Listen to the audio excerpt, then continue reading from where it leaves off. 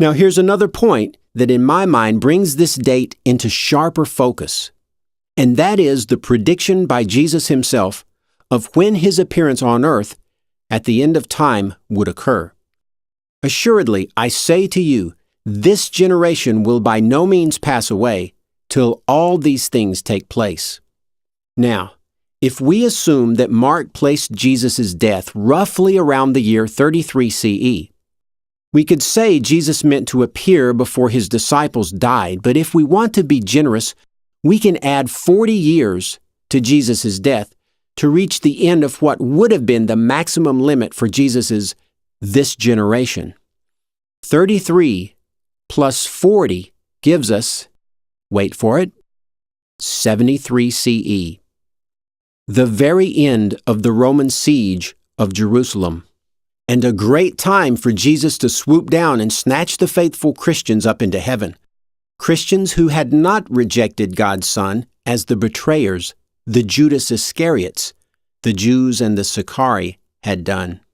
That Mark felt Jesus' return, or possibly first appearance, was imminent is beyond debate. If Mark wrote his story as late as 80 CE, Jesus' generation would have been over, and the saying would have made no sense. Also, apparently, some Christians were claiming that the destruction of the temple would usher in immediately Jesus' appearance on earth.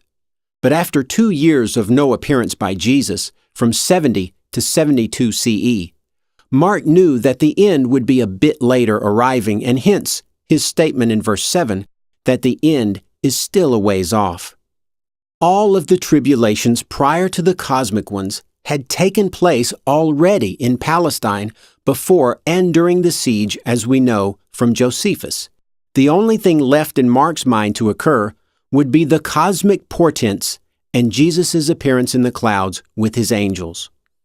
But in those days, after that tribulation, in other words, the Jewish-Roman War, the sun shall be darkened, and the moon shall not give her light, and the stars of heaven shall fall, and the powers that are in heaven shall be shaken. The powers that are in heaven is surely a reference to the demons, as we learned from the Ephesians passage that speaks about the rulers of this dark age, the principalities and powers who are doing wickedness in the heavenly places.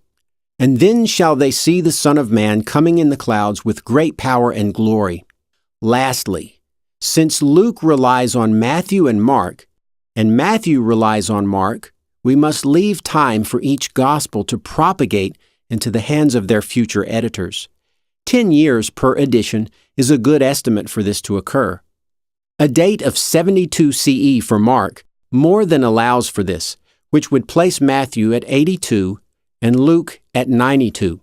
But I personally believe Luke is actually a 2nd century work. Take a deep breath. Hold it. Exhale. So, I can offer a bullseye date of 72 CE with confidence and a range from 70 to 80 CE with great confidence. And with this firm date range in place, we could now say with confidence that Matthew and Luke could not have been written any earlier than about 72 CE, but most likely after 80 CE. So why should we care when Mark was written? Isn't it just the content of his gospel that matters? Why should we care if the earth orbits the sun? Isn't it just the light that it gives off that matters? Knowing a firm date for a writing has far-reaching consequences for a solid image of the early Christian landscape and can lead to further eureka moments.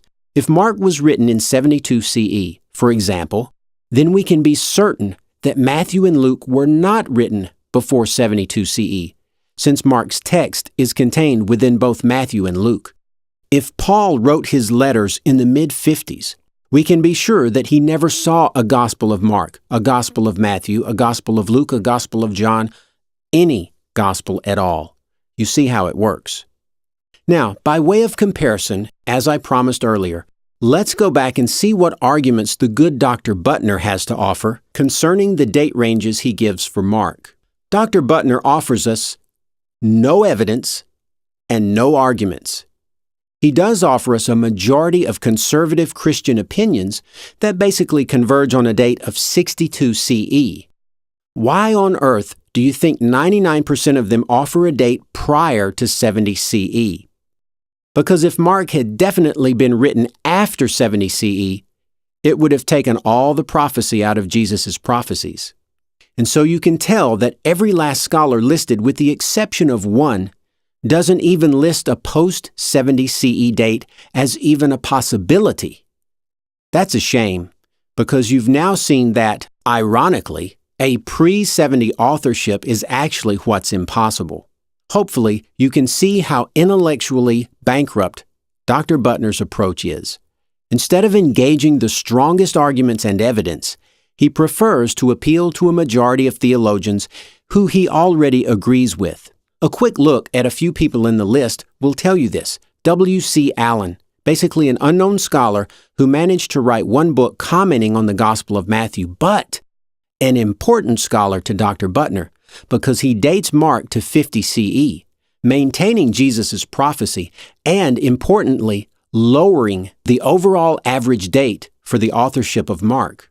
Norman Geisler, a Reformed Protestant apologist who's written several apologetic books. Gleason Archer, another Reformed Protestant apologist who wrote the Encyclopedia of Bible Difficulties. The very existence of such a book should clue you in. John MacArthur, again, another Reformed Protestant theologian. Gary Habermas, Apologetic Study Bible? What more do we need to say? And tons of other conservatives who profess to worship the lead character of the very works in question. And then to give the appearance of being fair and balanced, he includes a couple of actually decent scholars such as F. Bruce, Bruce Metzger, under whom Bart Ehrman studied, and Werner Kummel. But you'll not see Ehrman's or G.A. Wells or Robert Price's opinions here. They don't match the good doctor's opinions. He considers them radical scholars.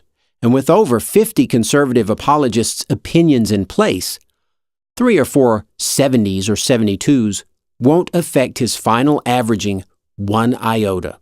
I have no degree in religion, but I hope you'll agree that my overview of dating the Gospel of Mark was a little more helpful than Dr. Buttner's information.